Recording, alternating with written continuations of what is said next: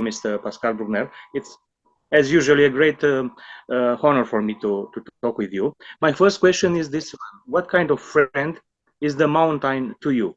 Oh, it's a difficult friend because it's a friend that is a challenge at the same time and a pleasure.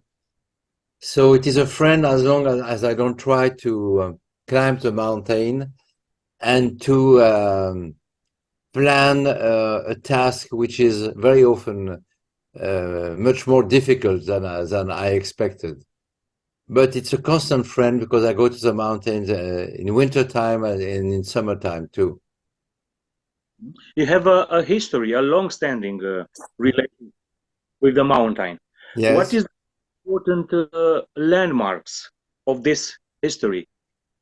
Oh, the main landmarks are Austria and Switzerland, and then the French Alps, Haute-Savoie.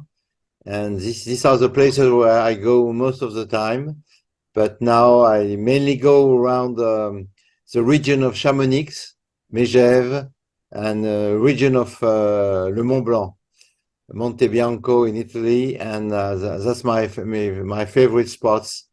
But in a week, we go with my wife to Engelberg in Switzerland, which is in the Oberland, and it's a nice place to rest and to walk and to ski. Is your friendship with the mountain a gentle one, a tender one, or a contrario, a troubled one, a friendship that has been tested often enough? Yeah, it's a demanding friendship because, of course, you can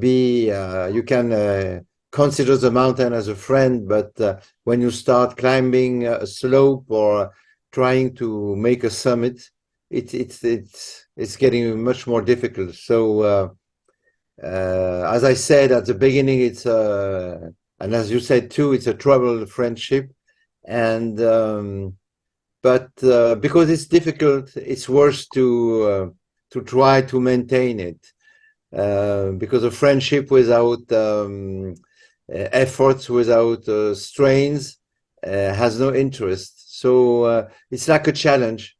I try every year to climb a mountain.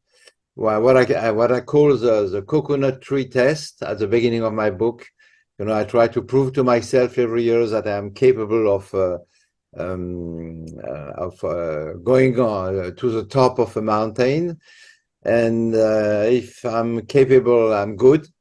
I can go on. If I'm not, you know, I feel miserable, and I say I will have to try next year again. Mm-hmm. When is the mountain really dangerous? Oh, the mountain is dangerous when you start in the morning with a beautiful weather, and you think it's going to be sunny and fair all day long, and then by 12 the clouds start coming, and around 2 or 3 there is a storm, and then you're caught in a storm, and you have thunders, you have heavy rain, and then it's very risky because you can first you can be hit by the lightning, which is always very unpleasant, and you have avalanches of stones and you have to go back very quickly to a shelter or to a chalet, or you have to go back home. But the danger of the mountain, it's unpredictability. It's unpredictable, and the weather can change in 1 hour. So you have to, before you climb, you have to look at the weather report very carefully, and you have to listen to the guides or to the people who live there because they know better than you do. On the other hand, it's a matter of respect, the relation between you and the mountain. It could be dangerous when you are not respected the mountain.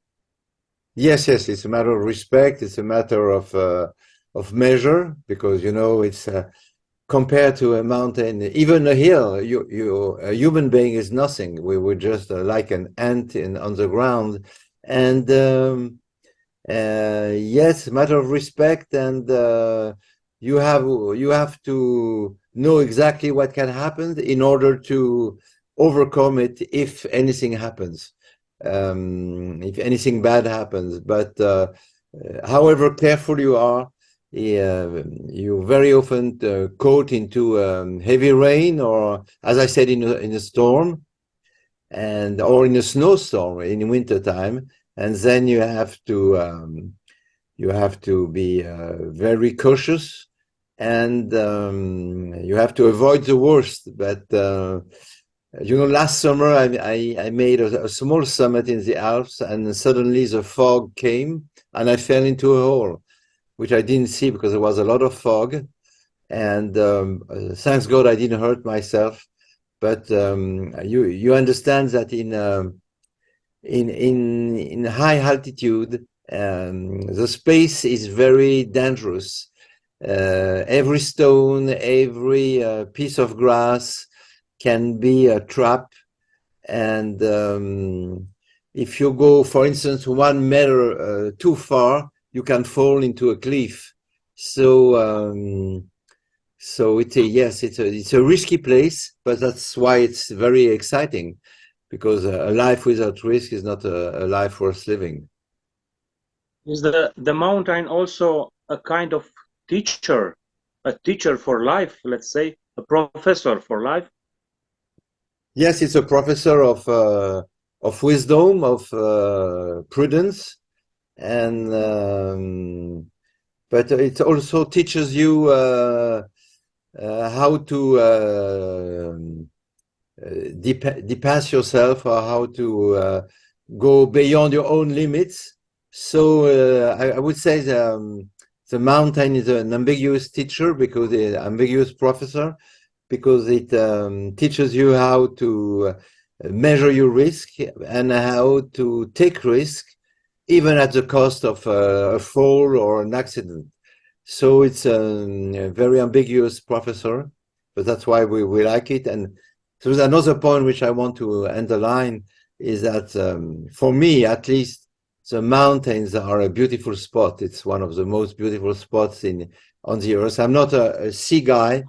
I'm scared on the ocean. I don't swim very well, and I don't know what there is under the water. So I will never risk myself under the surface of the sea. But I'm much more attracted by the mountains because of my youth in Austria and Switzerland, which so the mountain seems to me the scenery of my childhood.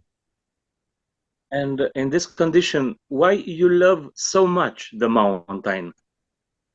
What is the philosophical, let's say, substance of your love for the mountain? Well, I think because yes, that's a good question. So for me, the mountains, and for me and for many others, the mountains are a kind of place of of transcendence. You in every religion, in every mythology, the high summits are the places of the gods. Of course, I'm not religious, but when you reach a summit above 3,000 meters or 4,000 meters, you feel like you're lonely in front of the infinite, of the immensely great space, and you feel very small, and you feel lonely, and so it's a kind of an encounter with with something transcendent, which passes you by far.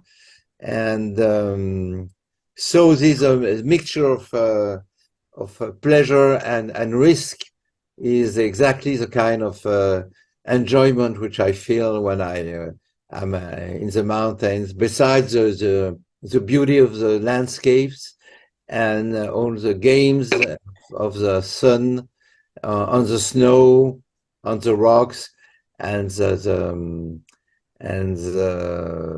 fields with cows, or the rocks with mountain goats, which is always pleasant to look at, and eventually some wolves, which I never saw, except maybe once in Savoie. But you know they're around, or the wolves are around. It's like a presence of a wild nature. When you are on the mountain, alone, lonely, you are really alone there, or you are together with you and mountain in a conversation, in a silent conversation with you or with the mountain, maybe? No, I'm not alone. I always go with friends. Well, sometimes I leave for the day, but it's for an easy trek on the hills or on the top. But yes, it's a conversation, but it's rather a soliloquy because the mountain doesn't speak to you. The mountain has nothing to say. It's a dead, it seems to be a dead space.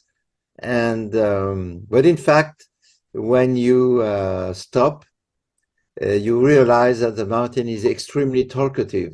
There's a lot of noises, small rivers that go down the slope, rocks that are falling, and especially the glaciers. If you walk on a glacier, it makes a lot of noise because the layer under the glacier is melting. So you hear a lot of cascades and little stones falling down. And sometimes you see a huge piece of ice which is going down. So you better not be underneath, because there is always a risk of an avalanche. But in fact, the mountain is never still. It's never quiet. It is always talking to you, but of course in a language that you cannot understand, because it's a language of nature. When you prefer to be on the mountain, in the summer or in the winter? Well, I like both, but as I get in age, I ski a little less. I don't go down the slopes as I used to do when I was younger, because I don't want to break a leg or an arm. But I love to do. I love to walk in the snow, but I prefer summertime, because in summertime you can do a lot of activities, and you can go with some friends and climb a lot of nice places. You can do escalade. Last summer I did a lot of escalade, rock climbing. Sorry, rock climbing is the exact word in English. Escalada, maybe in Romanian, I don't know. Yes, and this is quite challenging because you don't have to go very high, and but you are facing the rock, and what you have to do is to read. You read the rock like you read a page of a book, and you have to put exactly your hand in the right position. You have to watch your legs, and you have to always go back to the center of your body in order to progress. And that's it's difficult, but it's if you don't have vertigo, which I don't have, thanks God, it's very exciting. And when you arrive at the top after 25 meters of rope, you feel like you're the king, and then you have to go do it again. But of course, my level is quite low. It doesn't go beyond 4C, 4B, 4C. Once I did a 5, but I've been helped by my guide. But it's really nice because when you see a rock and you say, "Oh my God, who can climb that?" In fact, you can climb it if you have a good technique, a good training, and a good professor. And then you do little by little, very slowly, and then you arrive at the top of the rock, of the cliff, and then you go back in rappel, which I love. When you put the rope between your legs and you go down, it's very exciting. You feel like a bird, you're flying, and this is all kind of sensations which we don't have in a city. In a city, I keep sitting on my chair all day long, or I walk in the streets. But playing the acrobat is not exactly what I do in Paris, in my daily life. A beautiful conversation we have exactly right now. Escalada is in Romania for climbing. Yeah. Canada is. My next question is this one. To be on the mountain, to climb a mountain, it is a fighting, like a fighting, and if it is like a fighting, it is a fighting, it is a struggle with the mountain or with you, with your limits, sorry. Well, I think the answer is in your question. It's also, first of all, a struggle with my limits. And of course, it all depends on the gravity, or on the difficulty of the slope. But the first obstacle to the climbing is yourself. And then usually when you start a trek in the mountain, you at the beginning you feel exhausted. You know, the first hour you say I will never make it. It's too complicated. It's too difficult. I will give up in a few minutes. And then there is a kind of second impulse of energy. You find into your own body the necessary resources to overcome the fatigue, the exhaustion, and then you can do it. And in the end, even if it's very difficult, you conquer your own inner mountain. You arrive at the top and you say, "Oh my God, I made it! It was so difficult." But of course, it can take a day, it can take 2 days, but it always takes many hours. It's never, a small walk on a hill. No, it's you leave early in the morning at the sunrise, which is, by the way, a beautiful moment when the weather is fine. It's a moment of magic. It's a moment of communion with nature. It's absolutely splendid. But you know that the most difficult remains to be done, and so you go step by step, very slowly. And if you have a good guide, he tells you don't go too fast because you will be very soon tired. And so you gain 1 meter, 2 meters, and you watch all around you. And 1 hour later, 2 hours later, you have made a good progress. And the refuge, the cabin which you left if you slept in a cabin the night before, becomes a tiny house. The lake which you crossed becomes just a little piece of a mirror. And then you are getting closer to the top, which you try to reach before lunchtime, for a simple reason, because in the mountain, the storms or the bad weather always arrives in the afternoon. So you have to be at the top before 1 or 2 p.m. and then to be able to go down if anything happens. And then, of course, the descent is also very difficult because you think that you have done the hardest. But the hardest remains to be done in the descent, because when you go down, all the muscles of your legs and back and body are working. Your legs are breaking you so that you don't go too fast. And after 1 or 2 hours, you're exhausted and you say, "My God, when shall I arrive? When shall I arrive?" But you still have 2 more hours. And you walk in a kind of automatic, like an automat. And but then at the end of the day, you arrive at the refuge. I don't know how to say refugio in Italian, and then you're the happiest man in the world. You've done it, and then around 4 or 5. You go down to the valley, so it's also difficult, but it's been the end of a great day where you have to answer your question of the beginning. You have overcome your own fear and your own weakness. And this is the best reward that climbing can offer to a person, man or woman. When are you happiest?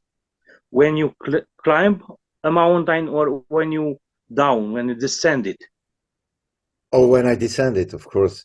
No, I'm very happy when I arrive at the top of a mountain. So when we do that with friends, we hug each other. We give ourselves abrazos, you know, like in South America. We say bravo, we did it. But very often, as I said before, we still have 4 or 5 hours to go down, and so you have to be very careful. And many expeditions in the mountains have accidents when they go down because people stop making attention. You know, they're happy. They think they have conquered the Himalayas, so they're very relaxed. And very often you have stones falling on you. So most of the time you have to carry a helmet because if you have mountain goats above you, they move, and when they jump, they send you a lot of small stones or big stones. It can be a big stones too, so you have to be careful. And as I said before, you may have a false perception of the directions, and you may make a mistake, which will force you to go up back and try to find the right way to the valley. And if the night goes down quickly, you may find yourself lost in the middle of the night in the mountain, and you will be freezing. You will be, of course, in a very uncomfortable position. Those things happened, so you have to avoid them as much as possible. Have you ever felt betrayed by the mountain? Yes, sometimes I'm disappointed because, you know, people tell you that this is a beautiful slope, a beautiful summit, and it's not so beautiful because when you arrive on the top, you arrive with tens or 100 of people who have been there before, so it's more like a train station or an avenue in a big city. But no, I've never felt betrayed. No, and I've always felt transported carried away by the beauty of the mountains. And no, the only thing which betrays me is myself, when my legs cannot carry me anymore on the top. But that's all. No, the mountains do not betray me, except if the weather is very bad, and that you're stuck in your hotel for 3, 4, 5 days. But in this case, it's not exactly about the mountain. It's about your expectation regarding Yes. how are you on the mountain? Actually, who is Pascal Bruckner when he climbs a mountain? Are you quite different there? Well, when I climb, yes. I'm complaining a lot, but inside myself, I'm tensed.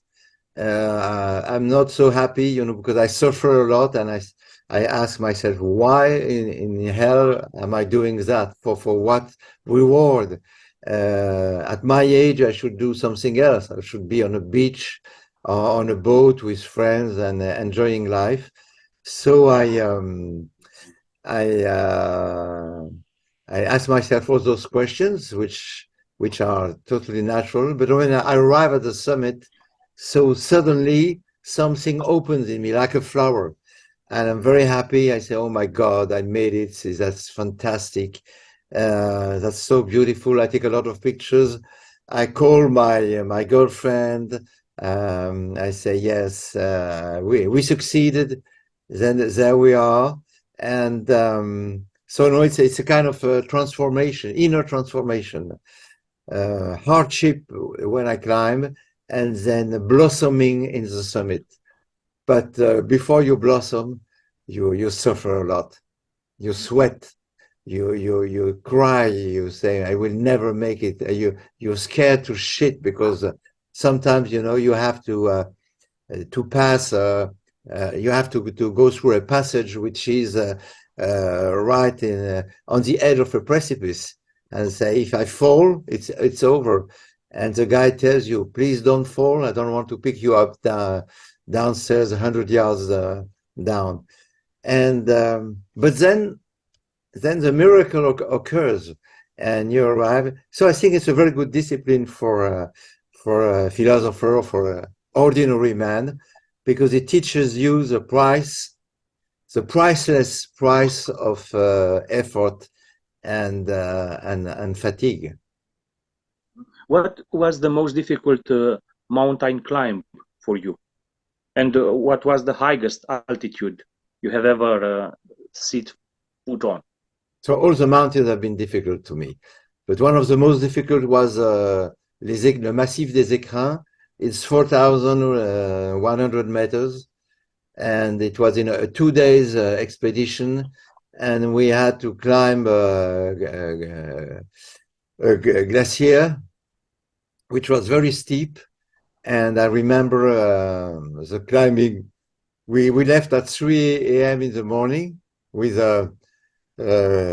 front lamps. So we went very slowly. And when the sun rose, it was a beautiful show, but I was so exhausted I couldn't admire the scenery. And I remember very, very long slopes, which took about, I think, 1 hour and a half each. And then we went under a huge, I don't know how to say in English, neve. Neve are those huge blocks of ice which hang over a glacier and which can dislocate themselves at any moment. You know, they weigh about 1 or 2 tons, and it's up to the guide to tell you it's good or we have to leave. And the last wall was a wall of ice, and but it was a beautiful wall of ice for about 25 meters. And climbing on the ice is more easy than climbing on a rock, because you can dig your foot into the ice with metal hooks, and then we arrive at the top after 7 hours of climbing. We were exhausted, and it was a moment of magic. But this climbing was extremely difficult for me, and I was not very well trained. But then the descent was gorgeous, and I was with we were 7 people. I was with a friend, and we kept talking because his friend was telling me his love pain. He was in his wife had just left him, and so during the descent he kept speaking to me about that. And then the guy said, "Shut up! Stop speaking. Your voice may start an avalanche, so please refrain from speaking." But I remember that, and it was very funny. And then at the end, we were on another glacier, and an American lady, she had an urgent need of something I can say explicitly. And the guide said, no way, you cannot hide yourself. You have to do this in front of us, because it's too risky. You have crevasses all over. And so we all turned, and this poor lady had to relieve herself while the other people were coming down from the top of the mountain. I think it was a very difficult moment for her, but we all consoled her. And this is the kind of incident that can happen to every one of us when we are in high altitude. And in fact, it doesn't matter at all. You know, we're just human beings with a body that sometimes orders to do whatever is asked, is required to do. What kind of books you take with you on the mountains, or your bag is, or in your bag is no one book when you are going on the mountain? Oh, I don't take I don't take big books, but usually I take poetries. You know, because you can read a poem or learn it by heart when you are in the refuge, in the cabin at night time when you sleep in prevision of the next day. So you can read a few poems, even read them with other people. But I don't take big books because if you if you're trapped, for instance, if you're trapped in a snowstorm in the mountain, you don't feel like reading books. You feel like being saved by a helicopter. You know, you do whatever it takes, but books will not be of great help. There's another imperative when you go up. Your bag has to be very light. You have to take only the necessary things: gloves, water, food, clothes, and that's it. Books are too heavy. Big books wouldn't be a good idea unless you do a small promenade. In that case, of course, the books doesn't weigh very much. Does the world look better from the top of the mountain? It is a better world when you are on the top of the one mountain. Well, when you're at the top of a mountain, you see three different layers of sceneries. You see the summits, which are most of the time snowy and rocky, and this is an incredible architecture. It's like as if a crazy god has sculptured insane statues on the top of the world. Then you see the middle mountains with villages, lakes, and herds of cows and goats all over. And then you see the valleys, and the valleys, of course, are always less pleasant than the mountains because they are, in the valleys you have industry, you have highways, you have cars, you have cities. And so you see those three different layers of things, and it's very interesting, and it's very it's a beautiful scenery, but yes, you see the world in a different shape. It is a secret of the mountain, an enigma, let's say. You wrote in your book, the whole enigma of the mountain is about converting adversity into joy. Yes, exactly. For a normal person of a town, the mountains are frightening. They're spooky. They're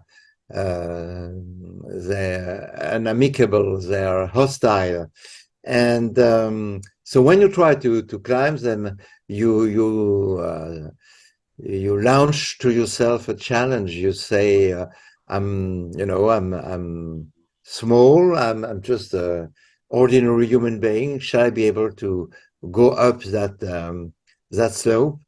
And as I said before, you are in pain, in great pain, sometimes in very great pain. So as I said, also you wonder, what am I doing here? Why? And then you keep walking, you keep advancing, and then if you succeed, it's a revelation. And not only do you see a new scenery, a new landscape, but you have opened yourself to a new dimension, which is you are stronger than you thought. Your body is capable of much more things than you expected. So you're not the same. You're not only one person. There is more in you than you thought. And this is, for me, the incredible revelation of climbing a mountain. Two more questions. The mountain is our life. The mountain is like our life.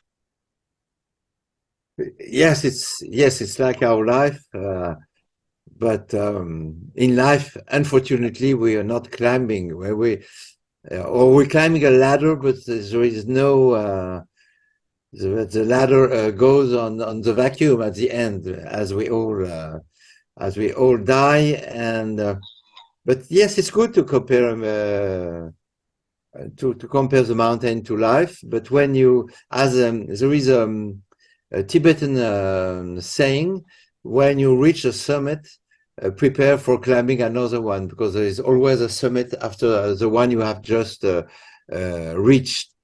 And yes, mountain is a metaphor for life, but as you grow very old, climbing gets very difficult, I have to say. And maybe in this condition, the sea then is the place where we come from in life and where we return. It's an open question. Oh yes, yes, yes, yes, yes. We always return to the place where we come from, which is the earth in the end. Ashes to ashes, as says the Bible. But in between, and this is the most important thing, we have seen so many beautiful things. We have gone through so many beautiful moments, and we have reached so many incredible summits that the trip is worth it. So the most important challenge is to remain alive until the last moment. And mountain is precisely this scenery, this geography, which helps me to feel alive until the end. Thank you very much. It was a great conversation. It's over. Thank you, Cristian. I hope to see you in Bucharest one day.